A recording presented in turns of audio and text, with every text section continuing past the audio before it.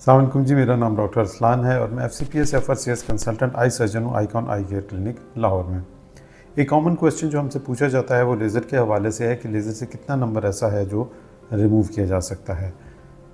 ये अगरचे कोई फ़िक्स इसका कोई आंसर नहीं है, लेकिन जनरली लोगों की इन्फॉर्मेशन के लिए मैं बताता चलूँ कि इसमें डिफरेंट नंबर्स हैं जो डिफरेंट रेंज तक कवर होते हैं। अगर हम प्लस नंबर की बात करें तो 6 या 7 नंबर तक ईज़िली लेज़र जो है वो इस नंबर को ख़त्म कर सकती है। सिमिलरली अगर सिलेंड्रिकल नंबर की बात करें तो 4 से 5 तक जो सिलेंड्रिकल नंबर्स हैं, चाहे वो प्लस में हो या माइनस में हो, उनको रिमूव किया जा सकता है।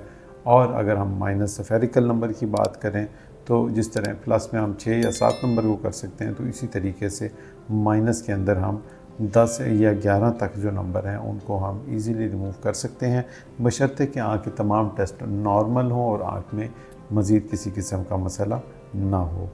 आज के लिए इतना ही। Thank you. अल्लाह हाफ़िज़।